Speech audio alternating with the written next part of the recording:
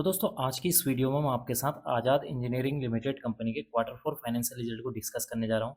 Company ने अपने मार्च quarter four financial result को आज के दिन यानी कि 23 मई को जो है डिक्लेयर कर दिया है, जो कि काफ़ी शानदार और ज़बरदस्त देखने को मिला हुआ है। यहाँ पर हमें ये जो यहाँ पर आपको जो रिजल्ट नज़र आ रहा है, ये है कंसोलिडेटेड रिजल्ट। इस रिजल्ट में हमें 3 सेक्शन पर फोकस करना है। पहला है मार्च 2025 का सेक्शन, सेकंड है दिसंबर 2024 का रिजल्ट और थर्ड है यहाँ पर मार्च 2024 का रिजल्ट। इन 3 सेक्शन पर ही अभी हमें फोकस करना है। तो सबसे पहले बात कर लेते हैं कि इस क्वार्टर में कंपनी का जो मेन बिज़नेस है, वहाँ से कितने करोड़ की रिवेन्यू जनरेट हुई है। देखिए यहाँ पर इस क्वार्टर में कंपनी की 126 करोड़ की रिवेन्यू जनरेट हुई है। प्रीवियस क्वार्टर में 120 करोड़, प्रीवियस ईयर मार्च 2024 में 92 करोड़ की यहाँ पर रिवेन्यू जनरेट होती हुई नजर आई है। इसका मतलब है कि कंपनी की रिवेन्यू को जब हम year on year wise compare करते हैं, तो कंपनी की रिवेन्यू में अराउंड जो है 36% की जंप देखने को मिली हुई है, जो कि इसके लिए क्या है, एक पॉजिटिव पॉइंट है। बात कर लेते हैं अदर इनकम के बारे में। इस क्वार्टर में कंपनी की 3 करोड़ की अदर इनकम हुई है, प्रीवियस क्वार्टर में 5 करोड़, प्रीवियस ईयर मार्च 2024 में 2 करोड़ की यहाँ पर अदर इनकम जनरेट होती हुई नजर आई है। इसका मतलब कि इस क्वार्टर में अगर कंपनी की अदर इनकम को देखेंगे, तो यहाँ पर अदर इनकम जो है बढ़ती हुई नजर आई है, जो कि इसके लिए क्या है, एक पॉजिटिव पॉइंट है। बात कर लेते हैं एक्सपेंसेस के बारे में। इस क्वार्टर में कंपनी के टोटल एक्सपेंसेस 94 करोड़ हैं, प्रीवियस क्वार्टर में 91 करोड़, प्रीवियस ईयर मार्च 2024 में 72 करोड़ यहाँ पर टोटल एक्सपेंसेस देखने को मिल रहे हैं।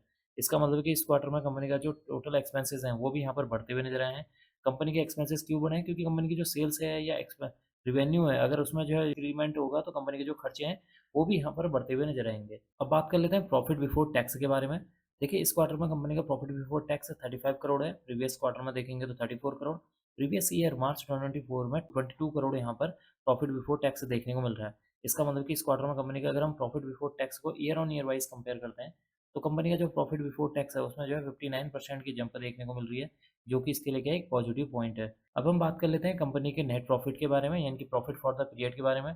देखिए इस क्वार्टर में कंपनी का नेट प्रॉफिट या मुनाफा 24 करोड़ है, प्रीवियस क्वार्टर में देखेंगे 23 करोड़, प्रीवियस ईयर मार्च 2024 में 14 करोड़ यहाँ पर नेट प्रॉफिट देखने को मिला हुआ है। इसका मतलब कि कंपनी के नेट प्रॉफिट में एक अच्छी खासी जंप देखने को मिली हुई है।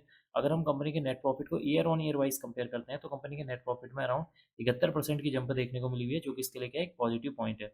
अगर हम टैक्स एक्सपेंसेस को देखें कि इस क्वार्टर में कंपनी ने कितने करोड़ के टैक्स पे किए हैं, देखिए इस क्वार्टर में कंपनी ने 11 करोड़ के टैक्स पे किए हैं, प्रीवियस क्वार्टर में 10 करोड़, प्रीवियस ईयर में 7 करोड़ के टैक्स पे किए हुए थे। इसका मतलब कि इस क्वार्टर में कंपनी के जो टोटल टैक्स एक्सपेंसेस हैं, वो भी यहाँ पर बढ़ते हुए नजर आए हैं। अब हम एंड में डिस्कस कर लेते हैं कंपनी के ईपीएस के बारे में कि इस क्वार्टर में कंपनी का ईपीएस कितना देखने को मिल रहा है।